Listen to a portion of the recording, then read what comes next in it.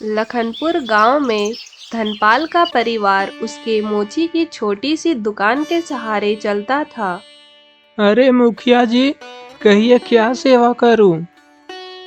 क्या बताऊं धनपाल, ये सोहन का बच्चा तो बस गांव वालों को लूटने में लगा है।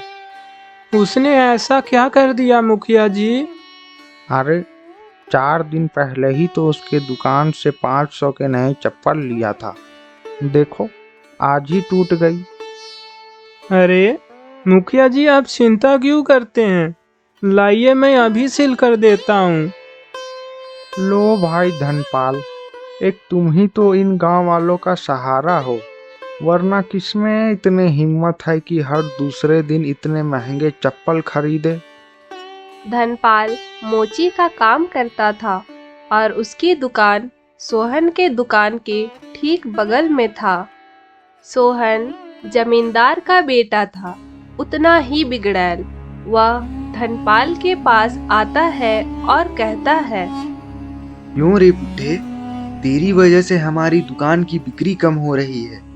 लोगों के जूते चप्पल टूटने पर वह हमारी दुकान से नए नहीं खरीदते, वह तेरी दुकान से उन्हें बनवा ले जाते हैं। कल से अपनी मोची की दुकान कहीं और लगाओ, समझे?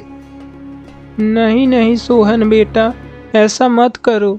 एक यही तो व्यवसाय है जिसके सहारे हमारे परिवार का पेट पलता है। अरे वो सब मुझे नहीं पता, कल से अपनी दुकान यहाँ मत लगाना, समझे? जहाँ जमींदार का बेटा सोहन जितना बिगड़ैल और बदतमीजी से लोगों के साथ पेश आता, वहीं दूसरी तरफ धनपाल का बेटा दिनेश लोगों से उतने ही प्यार और विनम्रता के साथ व्यवहार करता था। यह सब होने के बाद धनपाल उदास होकर वापस घर आता है। क्या बात है पिताजी, आप इतने उदास क्यों हैं? धनपाल सर झुकाकर उत्तर देता है, क्या बताऊं बेटा, आज बड़ी बाजार में। धनपाल दिनेश को सारी बातें बताता है। उस सोहन की इतनी हिम्मत! पिताजी, क्यों ना हम भी एक जूते चप्पलों वाली दुकान खोले? पर बेटा, इतने पैसे हम लाएंगे कहाँ से? आप चिंता मत कीजिए पिताजी, मैं कहीं ना कहीं से पैसों का इंतजाम कर लूंगा।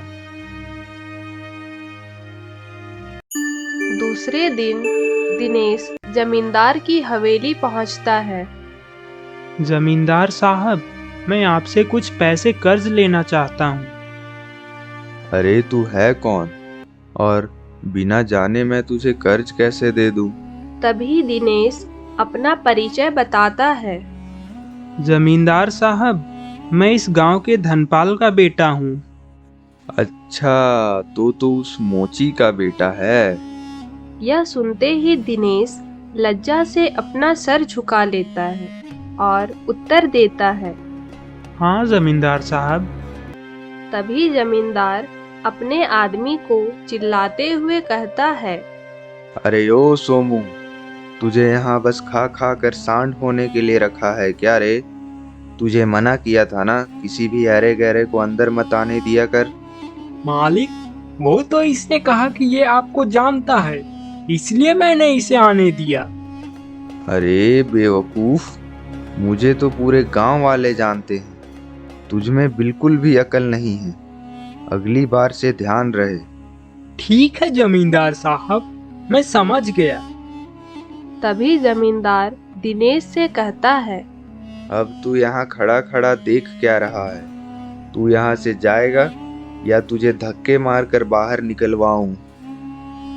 दिनेश उदास होकर वहां से चला जाता है और घर आते ही दिनेश की माँ उससे कहती है, अरे बेटे दिनेश, इतना उदास क्यों हो?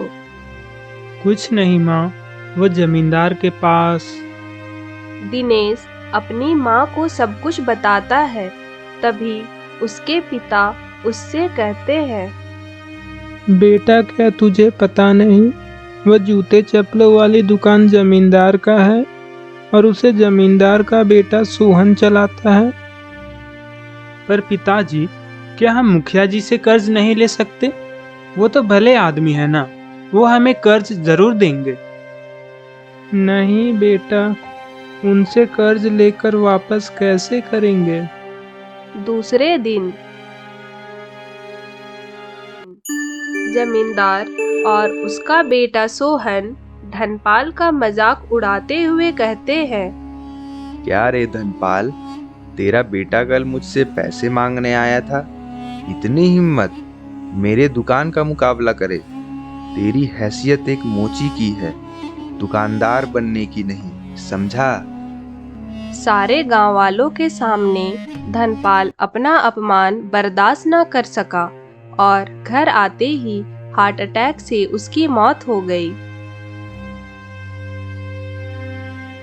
कुछ दिनों के बाद बेटा, घर में खाने को कुछ अनाज नहीं है, तो क्यों ना कुछ अनाज ले आओ। हाँ माँ, मैं कुछ करता हूँ ना, तुम फिक्र मत करो। दिनेश मुखिया जी के घर जाता है। मुखिया जी, वो थोड़े पैसे चाहिए थे। मैं कुछ काम करके आपको आपके पैसे लौटा दूंगा। ठीक है बेटा, ये लो पैसे।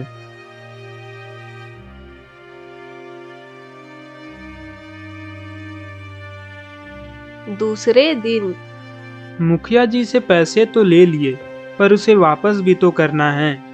लगता है मुझे भी पिताजी की तरह मोची का काम करना ही पड़ेगा। दिनेश अपने पिताजी के मोची का दुकान फिर से शुरू करता है। तभी वहाँ जमींदार और उसका बेटा आते हैं। क्या रे दिनेश, तू यहाँ? चल, मेरे जूते को बढ़िया से पॉलिश मारकर चमका दे। बड़ा आया जूते चप्पलों वाली दुकान खोलेगा। तभी मुखिया यह सब देख रहे होते हैं और दिनेश से आकर कहते हैं, बेटा दिनेश, इतनी बेइज्जती के बाद भी तुम कोई और काम क्यों नहीं ढूंढते? मैं कर भी क्या सकता हूँ मुखिया जी, ना पैसे हैं ना जमीन है। दिनेश, क्यों ना तुम जूते चप्पल वाली दुकान खोलो? नहीं नहीं मुखिया जी, मेरे पास कहाँ इतने पैसे हैं। अरे तुम पैसों की फिक्र क्यों करते हो? मुझसे पैसे ले लो, फिर कमाई होते ही लौटा देना। ठीक है मुखिया जी। कुछ दिनों के बाद दिनेश अपना जूते चप्पलों की दुकान खोल लेता है। भाई, मैंने सुना है इस गांव के धनपाल के बेटे ने नया दुकान खोला है। हाँ, और वो भी सस्ते दामों में मजबूत और टिकाऊ जूते चप्पल देता है। यह सब सुनकर सोहन अपने पिताजी से कहता है, पिताजी, मुझे लगता है अब हमें अपनी दुकान बंद कर देना चाहिए। क्यों? ऐसा क्या हो गया? क्या हो गया?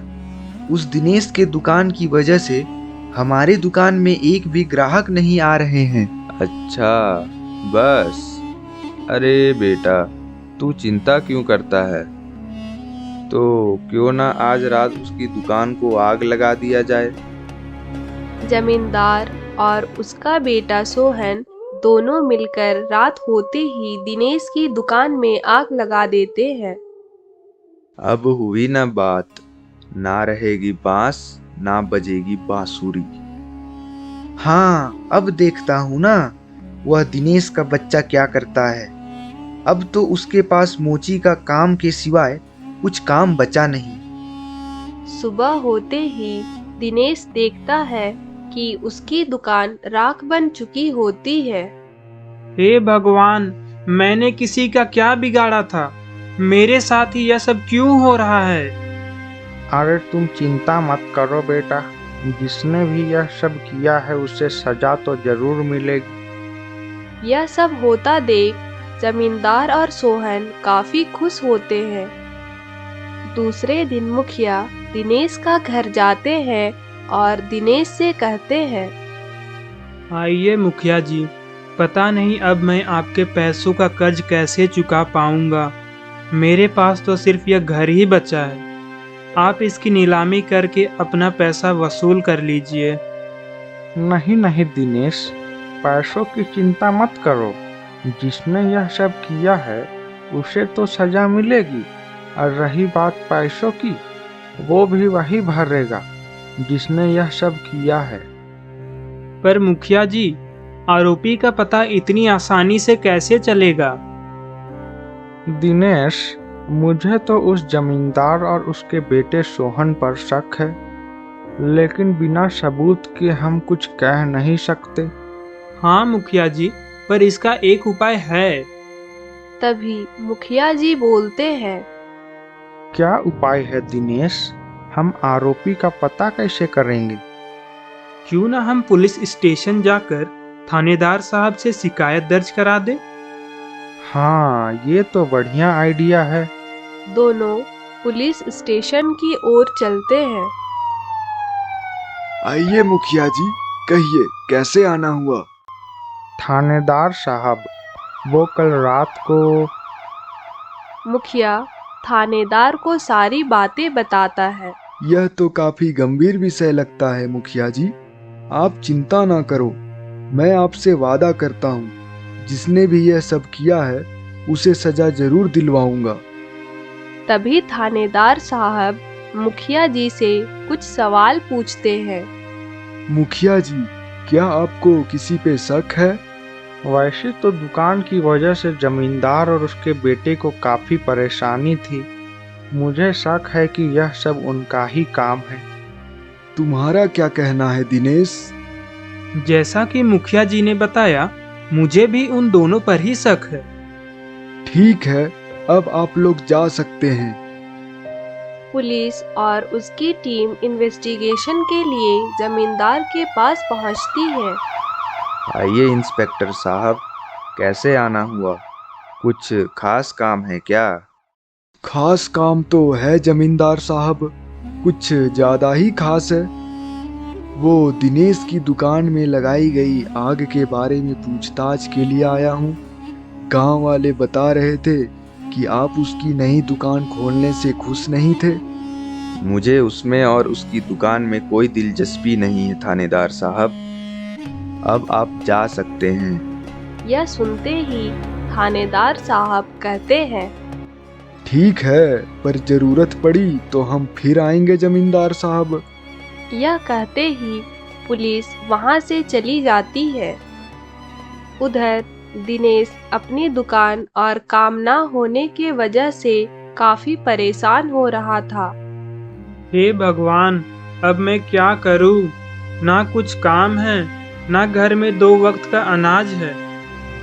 तभी मुखिया जी वहां आते हैं और दिनेश से कहते हैं।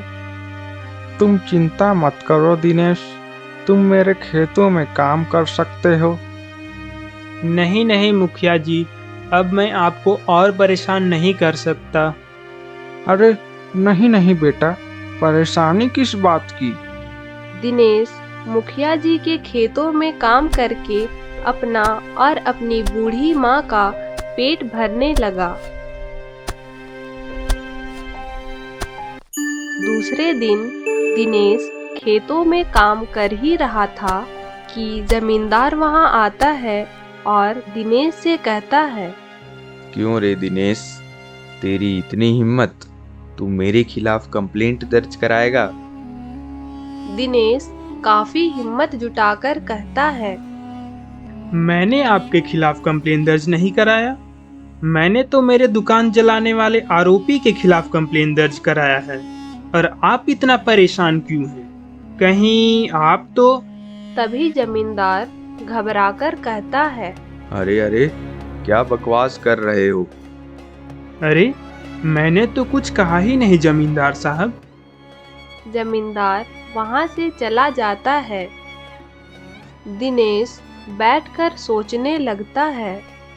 काश आज पिताजी होते, शायद कुछ हल बताते और कुछ अच्छा कर पाता।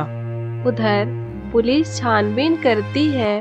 तभी अरे भाई कांस्टेबल, यह देख किसी के जूते पड़े हैं यहाँ, और किसी के गले के लॉकेट भी पड़े हैं।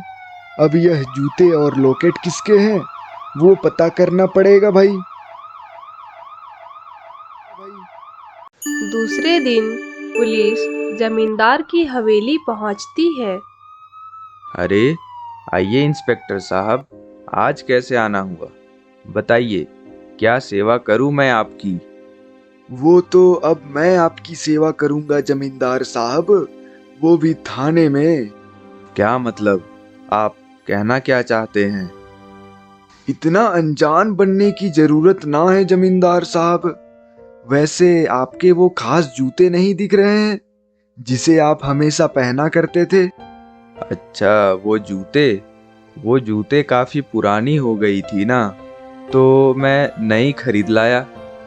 अच्छा, और आपकी वो गले की लॉकेट कहाँ गई जमींदार साहब? मुझे तो वो भी नजर ना आ रहे। जमींदार फिर से घबराते हुए कहता है। लॉकेट? अच्छा, वो मुझे पैसों की जरूरत थी तो मैंने उन्हें बेच दिया। अच्छा, ऐसा क्या? अब सीधे सीधे बताओगे या फिर मैं सच बताऊं जमींदार साहब? जमींदार सारी सच्चाई बताता है। पुलिस जमींदार और उसके बेटे को गिरफ्तार करके थाने ले जाती है। तभी मुखिया और दिनेश वहां आते हैं। मुझे माफ कर दीजिए मुखिया जी, मुझसे बहुत बड़ी गलती हो गई। तुम दोनों ने मिलकर जितना बुरा इस बेचारे दिनेश के साथ किया है, ऐसे तो तुम्हें भगवान भी माफ नहीं करेंगे। जमींदार साहब, अब आपको दिनेश की दुकान की भरपाई करनी पड़ेगी। मैं तैयार हूँ इंस्पेक्टर साहब, लेकिन दिनेश, कृपया करके मुझे बचा लो। हाँ दिनेश, फिर हम कभी भी ऐसा नहीं करेंगे। दोनों को ऐसे गिड़गिड़ाते देख दिनेश कहता है। तुम दोनों की वजह से मेरे पिताजी आज इस दुनिया में नहीं रहे, और मैं तुम दोनों को माफ कर दूं? कभी नहीं। मुखिया जी, अब आप दोनों जा सकते हैं और इन दोनों को जेल में पड़े रहने दो। दिनेश फिर से खुशी खुशी अपने जूते चप्पलों की दुकान संभालने लगता है। में मोहन नाम का एक किसान रहता था। वह दिन भर खेतों में काम करके अपनी पत्नी और अपने बच्चे का पेट भरता था। एक दिन की बात है। अरे सुनो, मैं खेतों में काम करने जा रहा हूँ। तुम मेरा खाना खेतों में ही पहुँचा देना, ठीक है? अजी, घर में अनाज हो तब तो खाना बनाऊं। सारी अनाज तो खत्म हो गई है। यह सुनकर मोहन निराश हो जाता है। तभी उसकी पत्नी उससे कहती है, क्यों ना आप चंपक सेठ से कुछ अनाज उधार ले आइए। हम उनसे और कर्ज नहीं ले सकते भाग्यवान, पहले से ही हम काफी कर्ज ले चुके हैं। तो हम क्या करेंगे? कोई और रास्ता भी तो नहीं है। अच्छा, ये लीजिए, मेरे ये कंगन बेचकर कुछ अनाज ले आइए। नहीं नहीं, इसे रहने दो। मैं चंपक सेठ के पास फिर से जाकर देखता हूँ, अगर वो मुझे उधार दे तो। मोहन सेठ चंपक के पास अनाज उधार लेने चला जाता है। सेठ जी, कुछ अनाज उधार दे दीजिए, मैं आपके पैसे इस बार की फसल होते ही लौटा दूंगा। अरे मोहन, तेरा 5,000 का कर्ज हो चुका है, तू कभी तो पैसों से अनाज ले लिया कर। इस बार अनाज दे दीजिए सेठ जी, मैं आपको आपके पैसे लौटा दूंगा।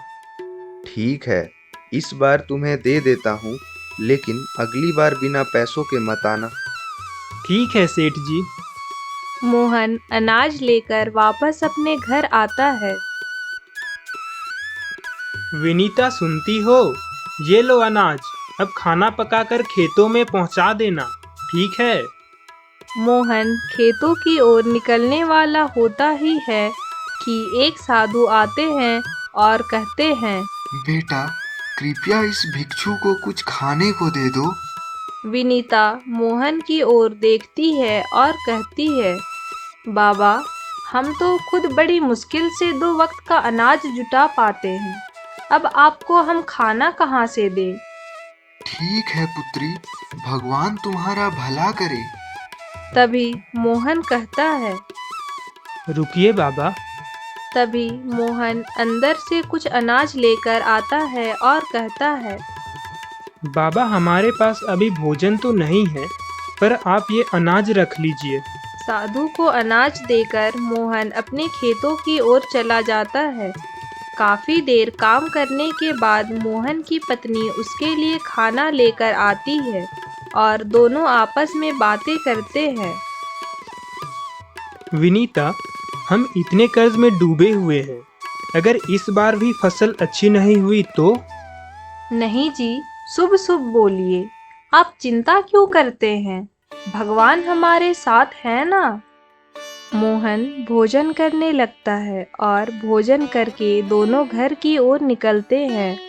घर आते ही मोहन देखता है कि सेठ चंपक और उसका आदमी मोहन के घर पर उसका इंतजार कर रहे होते हैं।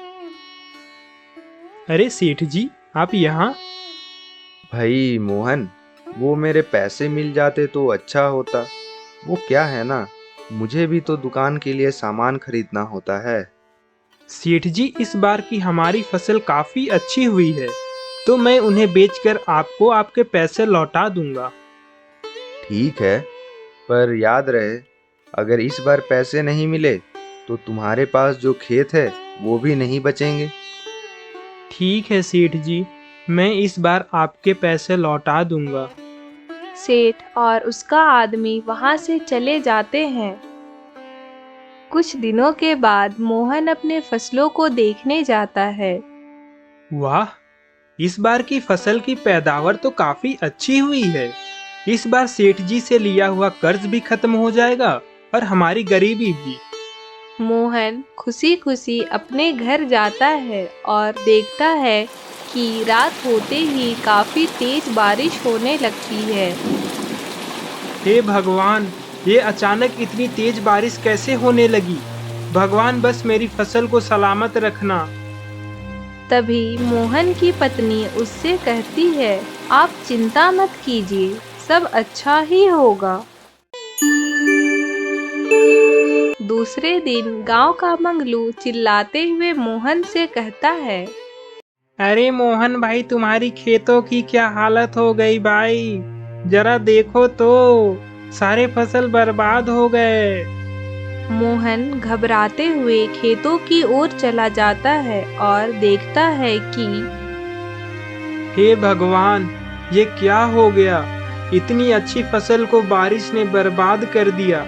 अब सेठ जी का कर्ज कैसे चुकाऊंगा?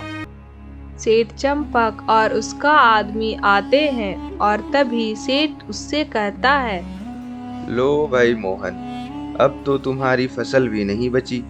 अब पैसे वापस कैसे करोगे? मोहन चुपचाप अपना सर नीचे कर लेता है और कहता है, सेठ जी, मैं तो आपको मेरे फसल बेचकर पैसा देने वाला था, पर मेरी फसल ही बर्बाद हो गई। जैसे कि आपने कहा था, आप मेरा खेत रख लीजिए। यह कहकर मोहन जंगल की ओर चला जाता है और तालाब के पास बैठकर खुद से बातें करने लगता है। अब तो मेरा खेत भी सेठ जी ने छीन लिया है। अब मैं अपना परिवार का पेट कैसे भरूंगा? मुझे इस तालाब में डूबकर अपनी जान दे देनी चाहिए। तभी मोहन को किसी की आवाज सुनाई देती है। रुको बेटा, तुम्हारी परिस्थिति का हल तुम्हारे जान देने से नहीं होगा। मोहन जंगल के और अंदर जाता है। तभी उसे एक साधु दिखाई देते हैं। साधु मोहन से कहते हैं, आओ बेटा, काफी परेशान प्रतीत हो रहे हो। हाँ बाबा, मेरी जैसी किस्मत भगवान कभी भी किसी को ना दे। बेटा, यह नियति का खेल है, इसे स्वयं भगवान भी नहीं बदल सकते। मैं क्या करूं बाबा, पहले से ही इतने दुख कम थे क्या?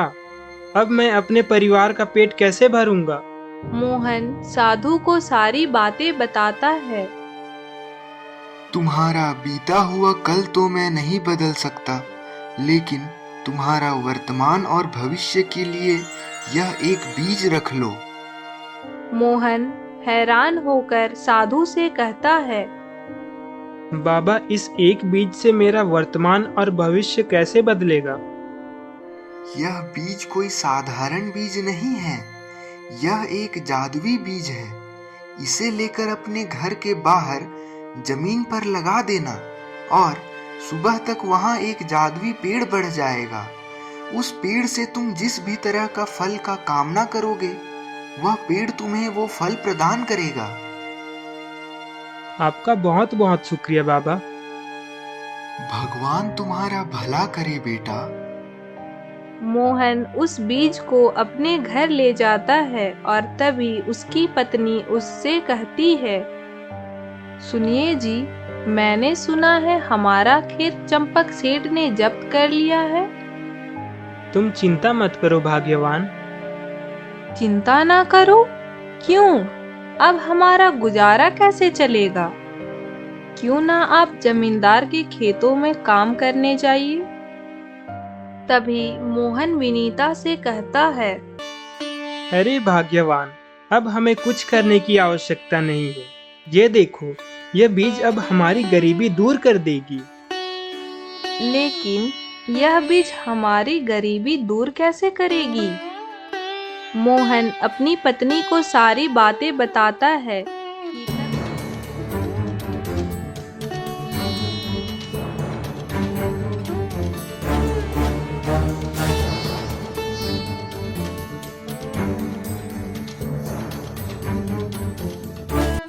कि तभी विनीता कहती है, क्या सच में?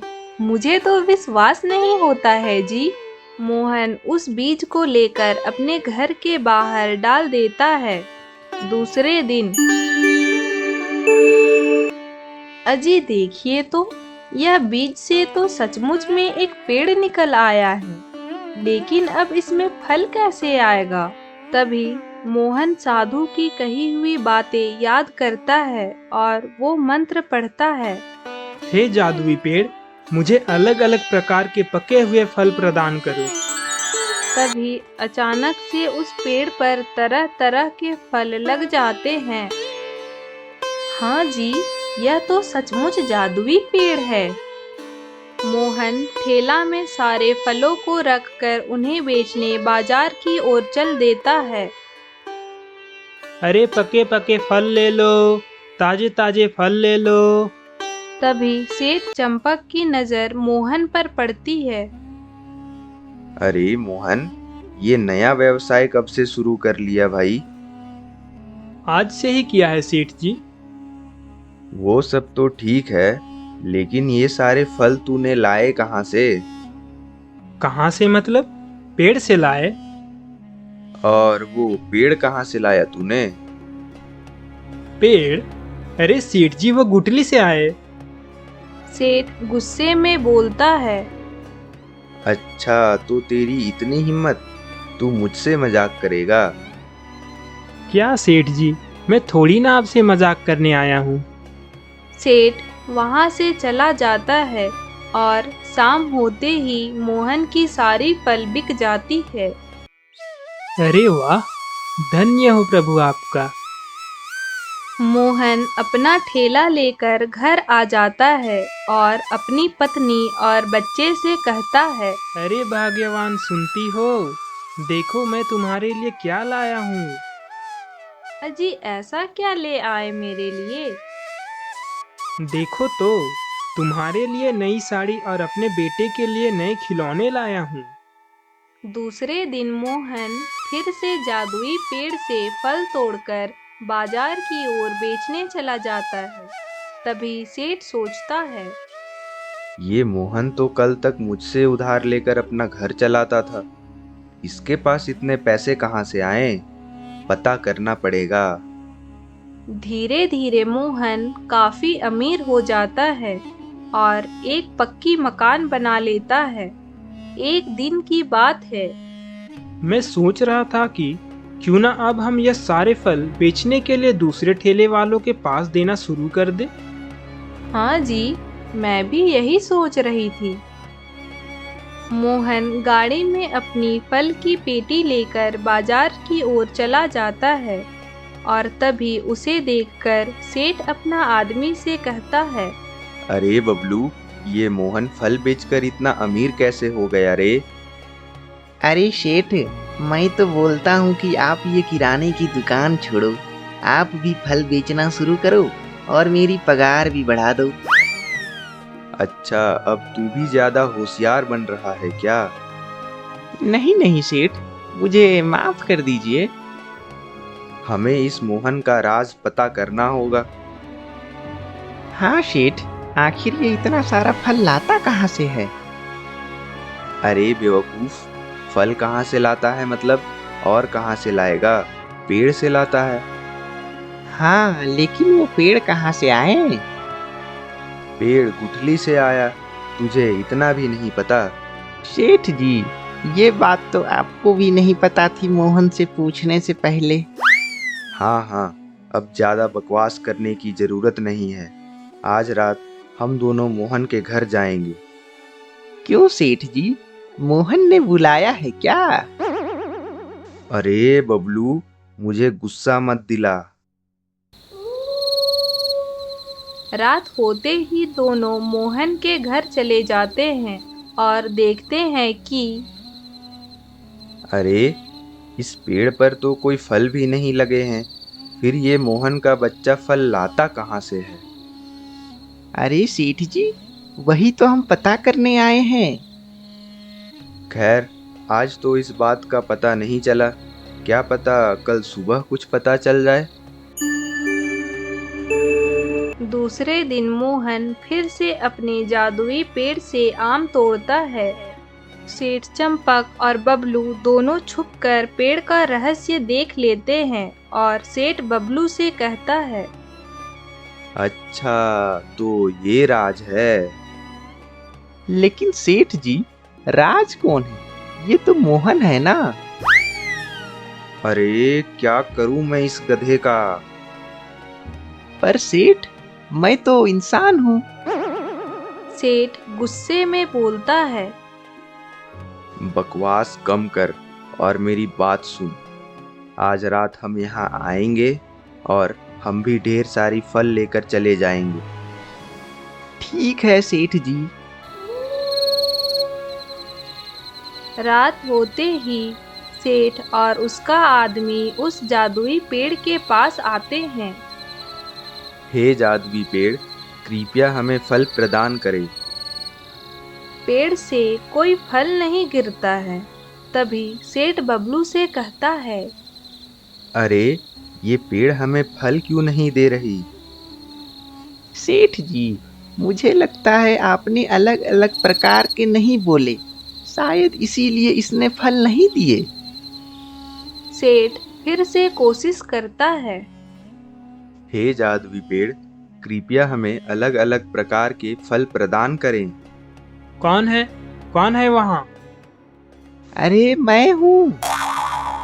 सेठ बबलू की तरफ गुस्से में देखता है। सुबह होते ही मोहन की पत्नी उससे कहती है, क्या हुआ जी, आप इतने परेशान क्यों हैं? विनीता, मुझे लगता है रात में कोई हमारे जादुई पेड़ से फल ले जाने की कोशिश कर रहा था। आप चिंता मत कीजिए, क्या पता वो आपका वहम हो सकता है भाग्यवान। दूसरी तरफ सेठ और उसका आदमी बबलू, क्या करूं मैं इस मोहन का? उस जादुई पेड़ के बारे में मैं पता कैसे लगाऊं? तभी बबलू कहता है, सेठ जी, क्यों ना हम उस मोहन का जादुई पेड़ काट डाले? हाँ, पहली बार तूने अकल की बात की है, ये सही रहेगा। रात होते ही चल, अब अपनी काम पर लग जा। बबलू कुल्हाड़ी पकड़कर पेड़ काटने में लग जाता है। तभी उस पेड़ से आवाज आती है, रुको, तुम मुझे नहीं काट सकते, और अगर तुमने मुझे काटा तो तुम भी पेड़ बन जाओगे। सेठ जी, ये जादुई पेड़ तो बोलता भी है। क्या बकवास कर रहे हो बबलू? लाओ, यह कुल्हाड़ी मुझे दो।